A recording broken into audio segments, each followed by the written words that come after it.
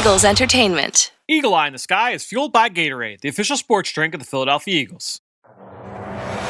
Anything that move, I don't care who it is. Let's go. Give me everything you got. Play fast, play hard. Let's meet these boys tonight in their house. It's party time. It's party time. There we go. Touchdown! You are listening to the Eagle Eye in the Sky podcast. Now here's your host, Fran Duffy. That's right of the week, and we're talking defense today as the Eagle Eye in the Sky podcast, fueled by Gatorade, continues. I'm Fran Duffy, and as always, I think we've got a great show for you here on episode number 323. At the top of this week's show, we've got Chalk Talk, where I chat with a guy who is very familiar with this area, coached here for a handful of years, and has very close ties to some members of this Eagles defense, and that is current Georgia Tech head coach Geoff Collins, formerly the head coach at my alma mater, Temple University, and one of the more respected recruiters and defensive coaches in all of college football. I talk with Coach about playing defense in today's game, how to coach a team into creating more turnovers as a unit, and a couple of the Eagles' best players on defense because he coached them in college, plus a lot more. It was a really fun conversation that I think all of you are going to enjoy. Now, before we get there with Chalk Talk, you know what time it is. It's time for some housekeeping. First up, I want to remind you guys to head on over to our Apple Podcast page and leave us a rating, leave us a comment. Appreciate everybody that has done that recently, but keep those questions rolling in. You guys have done a great job all offseason of filling up the comment section, whether it's questions that we can answer here on a show, ideas for future episodes. If there are players that you want us to break down, players that maybe have just joined the Eagles, Ben Fennell and I just broke down Anthony Harris in the last episode of the show. If you want breakdowns on any other players, jump on, leave us a question, leave us in that comment section exactly what you're looking for, and we will get it. And not only that, not only does it help the show, but it also helps promote the show as well from an iTunes rating standpoint. So bump us up the rankings with the Apple Podcast. Thanks so much to everybody that has done that lately. Next up, I want to also give you guys a little bit of a heads up on what was coming up over on the Journey to the Draft podcast this week. And I know we're talking defense on the show today, but we're also talking quarterback early this week on the episode that drops tomorrow on Tuesday. Dane, Ben, and I are going to go through the top names in this class. Who's got the best arm talent? Who's the best in the pocket? Who's the best creator? That and a whole lot more. I suggest you go make sure you subscribe to the Journey to the Draft podcast wherever podcasts can be found. Now, last thing before we get to Chalk Talk, the Eagles made some moves in recent days. Now, the first thing, we'll go back to last Friday.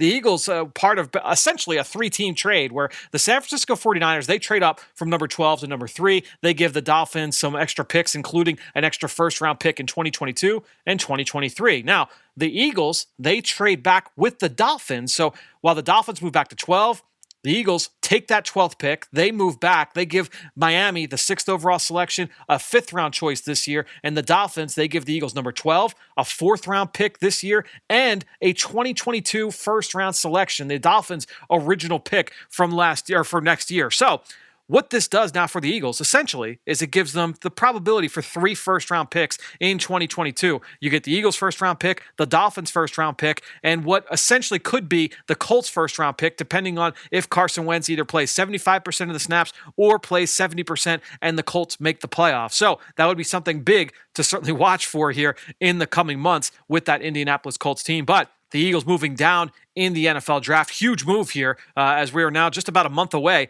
from the 2021 NFL draft. And we're going to be talking all about that over on the Journey to the Draft podcast, the implications of this move and the players that could be in play here in that part of the draft. Now, the Eagles also made another move. Joe Flacco signed in the middle of last week, another body here in the quarterback room alongside Jalen Hurts. We know what Joe Flacco has done throughout the course of his career. He's a big arm guy. He plays with pocket poise, does some things well. I'm excited to see what he looks like here with Jalen Hurts already in tow. Just some good competition to push Hurts, and Hurts will push him obviously as well here this spring, this summer. Excited to see those guys compete out on the practice field. So a lot to cover there, but let's get this show started. It's time to kick things off right now in Chalk Talk. Let's get down to business. It's time for Chalk Talk. Well, excited to welcome into the Eagle Eye in the Sky podcast, fueled by Gatorade, a guy that is known as one of the best defensive coaches in all of college football. If you are local here to Philadelphia, you may have remembered him during his times as the head coach with the Temple Owls. Now he's down at Georgia Tech, and that's Geoff Collins. Coach, thanks so much for joining us here on the show. Absolutely. Thanks for having me on. So before we get into some of the things I wanted to hit on with you, I think an interesting topic, and it was one that really kind of piqued my interest when you, unfortunately for us, left Temple, go down to Georgia Tech. you take on a program that had run the triple option with Paul Johnson for years and years. And I remember how much of a pain it was going up against Paul Johnson when I was at Temple, and he was the head coach at Navy. But they go down there, they're down there for 11 years. And, that's not a system that typically puts players into the NFL. And I think just kind of looking back at Georgia Tech Pro Days the last couple of years, not a lot of guys that are, being seen as NFL type of prospects. Now, you've still had a couple guys that have been able to stick in the league, but what was that challenge like for you and your staff trying to say, okay, we have to kind of, flip this on its head moving forward? And, outside of the change schematically, right, what else do you do to kind of get guys ready for the NFL? Yeah, but first and foremost, just tremendous amount of respect for Coach Johnson, his coaching career, what he's done with that offense. I mean, it creates unique challenges that are unlike anywhere in football. And so just tremendous amount of respect for him and what he's done in his career. But I think, they're in the last 40 years of college football, what we've been, had the task to do hasn't really happened in 40 years of college football. And it's just a different scheme, recruited different kind of guys.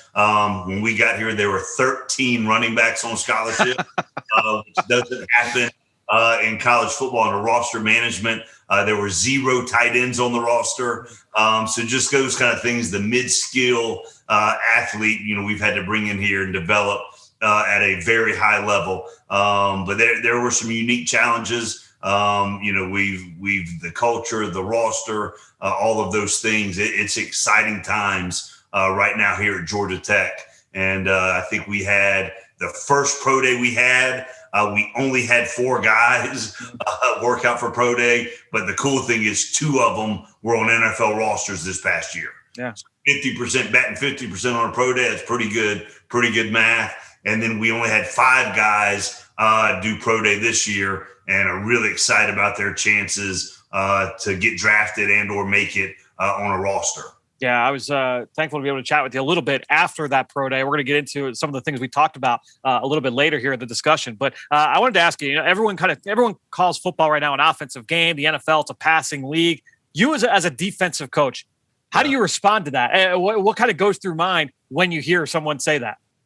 Now as a head coach, it is what it is. But I've made my reputation on the defensive side of the ball, was blessed to coach some of the best defenses in the country over the last 10 years. And, it is what it is. It's an exciting time, the things that offenses are doing, the multiplicity, and you've got to match that on the defensive side of the ball. Great fundamentals, great technique, but you've got to change the looks and make it hard for quarterbacks pre-snap, offensive coordinators pre-snap, and then have enough changes and variations off the same look post-snap.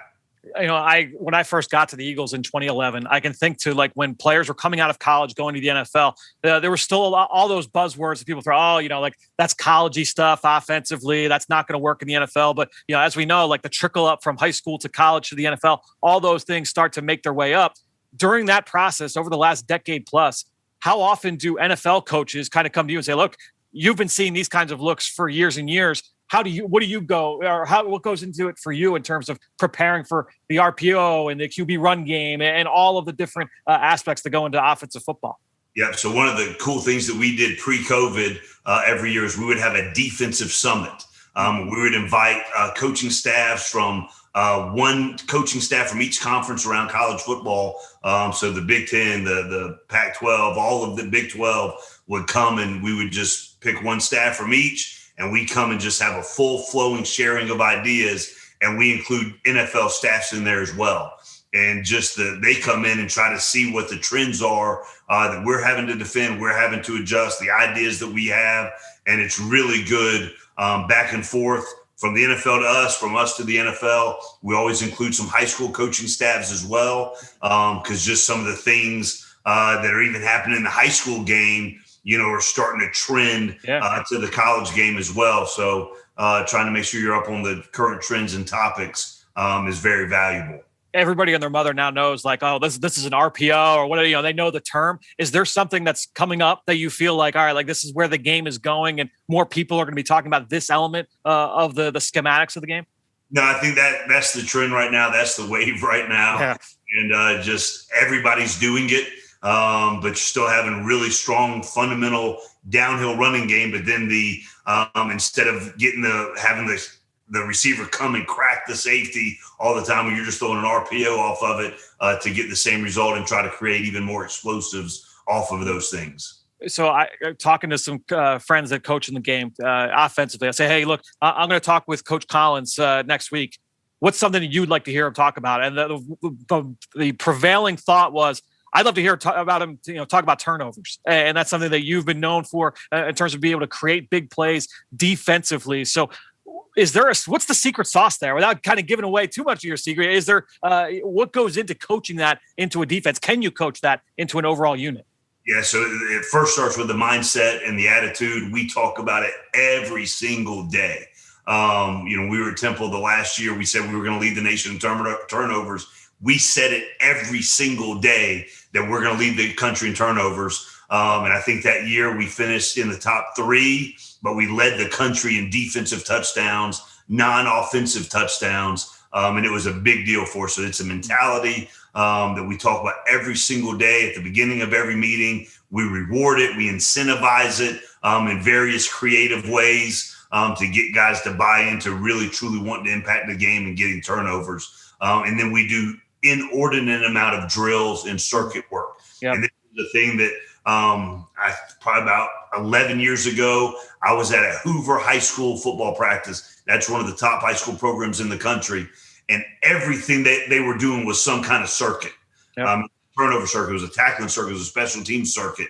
And I just thought it was so good for teaching in a short amount of time, impacting every single player on your team. And since that day, it is a circuit fest. When you come to a Temple practice, you come to a Georgia Tech practice. When I was the defense coordinator at the University of Florida, having top 5 defenses, it was very turnover circuit, tackling circuit based, and we have all different kinds. So every single way you can cause a turnover or create chaos, we have a circuit for it, and the guys know it and the guys execute it. You can get a lot of reps in a short amount of time. And then also whenever a drill that we do shows up on tape, whether it's practice, whether it's a game, we make sure we gas that up as well to make sure the guys see that the drills that we're doing are showing up in real time in practices and in games. So just for the listeners that maybe don't know what a circuit is, you kind of explained it there. It's, you might have a 10-minute period, a 12-minute period during practice. There are like 4 or 5 different drills going on one side of the field, and all the guys are going to spend 3 minutes at each of those drills and just kind of rotate through and get a whole bunch of reps in the meantime. Yeah, that's exactly what we do. And then we get a lot of work at it. And the guys know I run a drill, so I'm the head football coach. I have a station at the circuit. And I always tell them, and they have the vernacular, don't mess up my drill. Yeah, that's right. My drill, make sure that thing's on point, and then have my drill show up in practices and games, and I'll gas that thing up and hype it up to no end.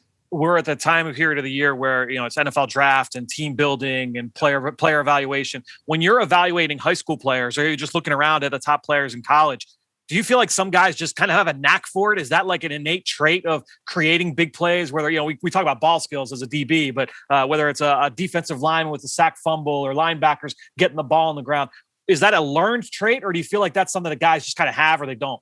Yeah, so some of my favorite players that I've ever recruited, ever coached, when you watch their highlight tape, and obviously we watch extensive game tapes on every kid, but on the highlight tapes, if they're causing turnovers, if they're blocking kicks, if they're scooping and scoring, making those kind of plays, those really excite me a lot. So I think it is something that certain guys have a knack for it, but we take pride in the ability to coach it as well. Mm-hmm. But there is some certain mentality, spatial awareness, all of those kind of things that do play into it. We try to coach it because we want to see a lot of it.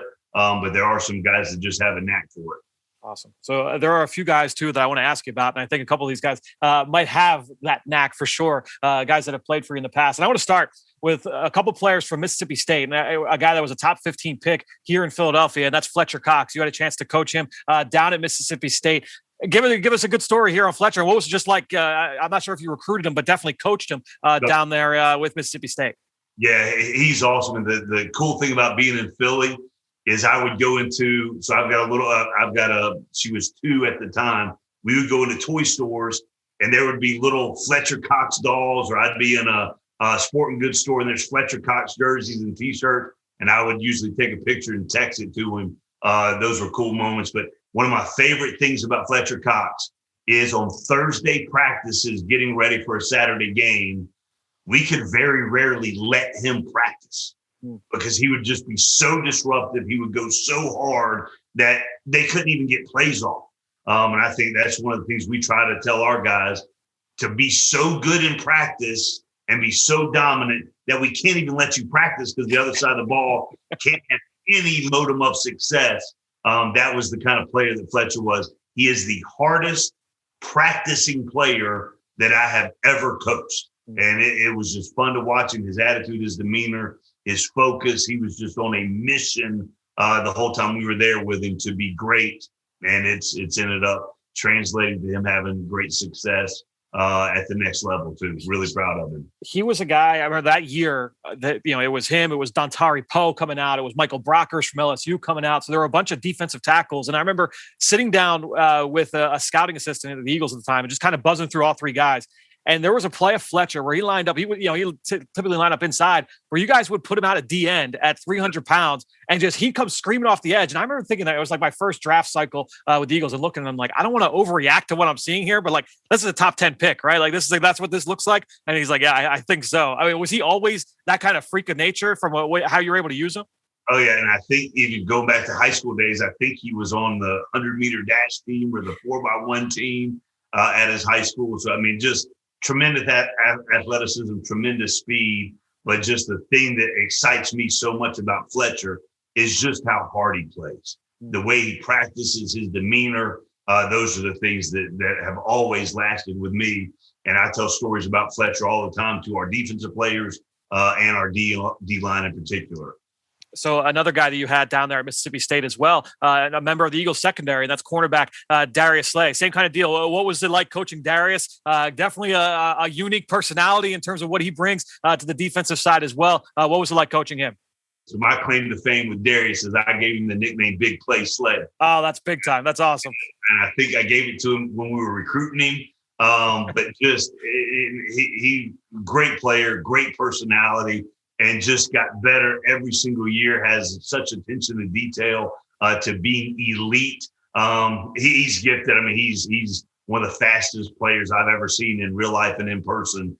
He played opposite of a Jim Thorpe Award winner. So Jonathan Banks won the Jim Thorpe Award at Mississippi State, and the corner opposite him was Darius Slay. And because Darius was such a dominant player as well, a lot of the plays would go to Jonathan, and he made the most of them. But that was a really good duo to be able to coach back in the day. And I just really, really happy for Darius, or really happy for Big Play Slay doing this thing up there in Philly. There's a new defensive scheme here in Philadelphia, and the belief by a lot of media is that there's going to be a lot more zone coverage. And last year was primarily man-to-man. How do you feel, just in terms of what you know from Big Play Slay? How do you feel he transitions to that kind of scheme? I think that's a question that a lot of media have right now. Yeah, and we played a lot of zone premise when we were together at Mississippi State, and he's got a tremendous feel for the game. He studies the game; it's important to him. Being elite is important to him, and he's just got a great feel for the game, whether it be locking somebody down in man or having some freedom and vision in zone coverage. I mean, I think the world of Darius, so I think he'll be successful in every scheme. Getting back to the turnover discussion, do you feel like playing a little bit more zone can open things up for a guy to be able to kind of see the whole field and break on throws early and kind of create some more of those turnovers if you're playing corner? It's different, right? Different the way the turnovers happen globally. Schematically, from a corner's perspective, probably so. From a global perspective, there's turnovers by playing man with different ways, turnovers by playing zone in different ways. So I don't know if that plays into it, but I think Darius will have a ton of success. And then the last guy I want to get you on is the one of the more recent additions to the Eagles team, and that's a rookie this past year. That's linebacker Sean Bradley from Temple, a single-digit Temple tough guy. I know from during your time with the Owls. What was it like coaching Sean and bringing him into Philadelphia? Yeah, so I wore number 5 in college, so that number has a great sense of pride to me. So the single-digit tradition that we had at Temple, I thought that was phenomenal. Yep. That Coach Golden brought in. I bought into it, loved it. I haven't known it for 10 years through Matt. And then the day that I gave Sean, we called it S-Dot. The day we gave S-Dot his single-digit 5, we would all, call each other 5 and all those kind of things. So he played running back for us as well. Tremendous athlete, tremendous speed, great demeanor. He is tough. He is a leader. He is physical. And there's not we'd have to have another 45 minutes on this show for me to just talk about all the virtues that is Sean Bradley. We spoke, I mentioned earlier, we spoke after your pro day a couple weeks ago now. And we talked about the importance of special teams, how it's the lifeblood of your program. And that kind of resonated with me because it was the same way when I was at Temple working under Coach Golden. When one of my big takeaways from that, because that was my first time working professionally in football, was that a lot of the traits you see from great special teamers, that translates to good play defensively, playing in a space game and, being able to deal with contact, navigate through traffic, all that. Is that something that you talk about with your team? And I know you talk about the importance of it, but is that a general takeaway for fans to have from this as well? We talk about it every single day. If you ask any player in our program what the first priority in the Georgia Tech football program, every single player will say special teams. There's graphics that we just make sure the mindset, special teams is the first priority. The cool thing, even though we only had 5 guys in pro day this year, all 5 of them were starters on punt team. Whenever we go to our pregame meals, pre-COVID and post-COVID, the punt team always eats first. So if you're a starter on the punt team, you have such clout, you have such prestige in this organization and when we were at Temple, that everybody knows if you're trusted enough to play on our punt team, you are the best of the best to do that. That we had a guy, both guys got drafted the year before, were starters on special teams. We had the best gunners in college football, and we take a great deal of pride of that. We led the country in punting last year. Obviously, we've got a tremendous punter, but the emphasis that we place on special teams, we couldn't let Presley do the things that he can do punting the football if we didn't have tremendous coverage and tremendous protection as well. And we spent a ton of time on it. And the best way to make it in the league and get to your second contract is by being elite on special teams. That's why I feel like the guys that, maybe didn't get an invite to the quote unquote combine this year, very few of those guys are going to get drafted. I feel like that's just the reality just because of the COVID protocols and everything, the unique draft cycle. But if you have proven to be a good special teamer and you've got that height, weight, speed element, I mean, you've got a couple of guys, Jalen Camp comes to mind for sure, the wide receiver you guys have. If you've got those physical tools and have played special teams, I feel like that's the profile of the guy that maybe didn't get the combine invite, but is going to get drafted or be able to stick once we get through the summer. Absolutely. Jalen Camp put on a show at Pro Day too. It was fun to watch.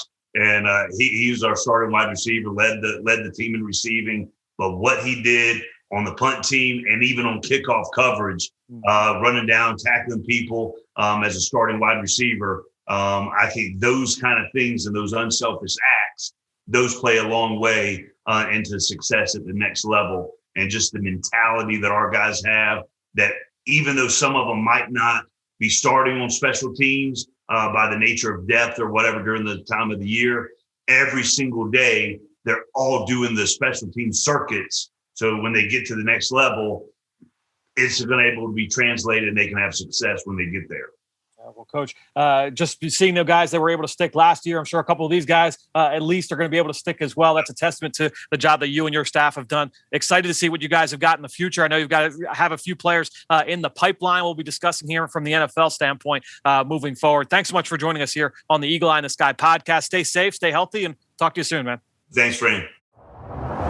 Great stuff there from Coach, who you can follow on Twitter, just like I do, at Coach Collins. While you're at it, I'm at Eagles XOs. That's where I post all the podcasts I'm a part of and all of our X's and O's content that we produce with Eagles Entertainment. You know how much I appreciate everybody that promotes this podcast on any form of social media, but the best way to support this show is to go on to Apple Podcasts, go on Stitcher, leave us a rating, leave us a comment. And I want to give a shout out today to 2 people who did exactly that. First off, KK McFat left a 5-star review asking if I had watched defensive back Lamont McFadden Hatter from Cal PA gave a long scouting report of him. And KK, I have not, but thank you very much for putting Lamont on my radar. And thanks so much for the 5-star review. Next one here from It's Butter left a 5-star review saying, hey, Fran, you do an awesome job. Can you feature the top HBCU players that are on the radar that may get drafted? So, Butter, I'll tell you what, I've studied 2 this year, and it's a little bit less than a normal year because the HBCU for most of those schools, they did not play in the fall, right? So a lot of them are playing right now here in the spring.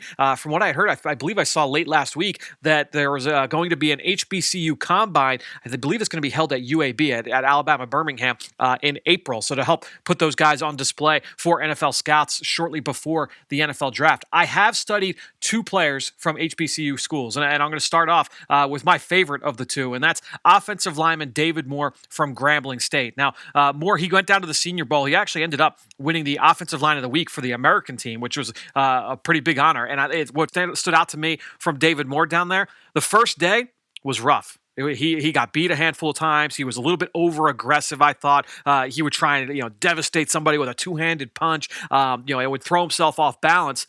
Day 2, day 3, day 4 got better and better and better and better. And I think to me, I'm always looking for guys that do that, especially when they come from a lower level of competition. If they're a group of 5 player, an FCS player, a Division 2 or 3 player, how do they adapt to the atmosphere? It's going to be a little bit big early, but then how do they adapt? And I thought David Moore really caught on in the middle stages of the week. Obviously, that was represented well by him winning the Offensive Line of the Week award for the American team. And that was voted on by the defensive linemen on the American squad. So the guys that faced him every single day in practice. Now, with David Moore, he came in at under 6'2", so he's short, but he is not small. He is, number one, he has got extremely long arms. He's got outstanding length, a great wingspan, and he came in, I would say, a little bit heavy. He came in I think, about 350 pounds down there at the Senior Bowl. So you'd like to see him come down a little bit. He dropped down to 336 for his pro day. I thought he had a solid pro day workout. The shuttle drills were I would say, on the low end, but overall, he ran well. The explosive stuff, the straight line stuff,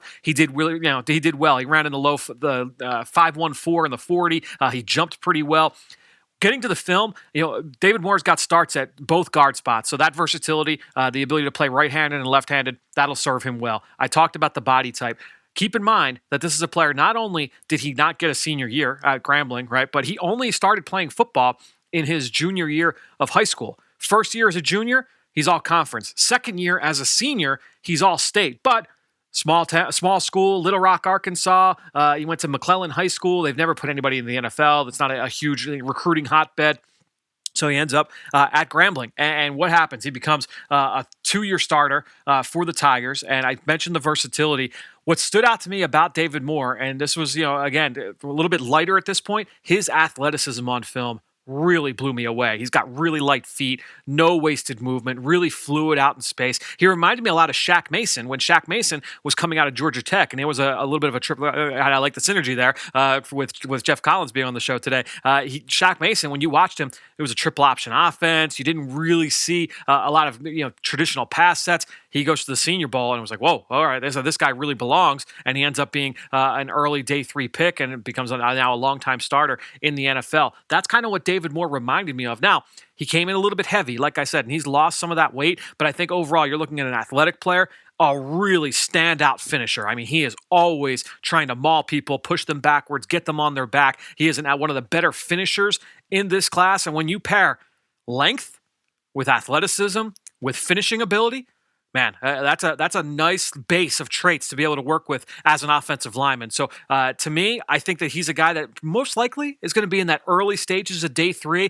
Round 4, round 5 probably feels like the sweet spot there for David Moore. I was a big fan of his film, and I thought he got better and better throughout the course of the week of practice down at the Senior Bowl. So that would be David Moore. And then the other player that I have studied from the HBCU level, I would say Brian Mills from NC Central. Now, he's another player. Did not get this season. He ended up opting out, so he's not playing here this spring, but went down to the Senior Bowl, came in at under 6'1", so 6'3", good height, but really light, really skinny frame, 180 pounds, but he's got pretty long arms. He's going to check the box from that standpoint, so the teams that kind of value that length on the perimeter, he's going to have that. He's going to check that box there.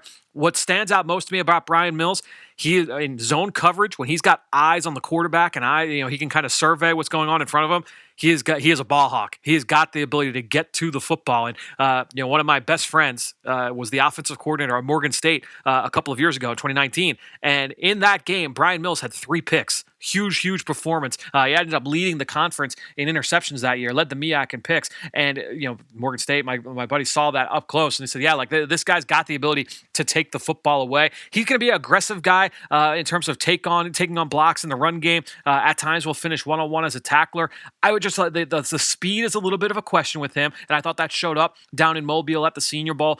He got beat a couple of times here and there. He can be a little bit grabby, a little bit handsy. I think that he's going to look. This is a player that is going to need a little bit of time, a little bit of seasoning. Has played very little football at the end of the day. He was a first-team All-MEAC player in 2019 when he led that conference in interceptions. Before that, was just a junior college player. He was a 0-star recruit coming out of Southern California, did not get any offers, so he goes the JUCO route, ends up then transferring to NC Central, only plays 1 year, so only 10 starts in his career, but was a productive player during that one season.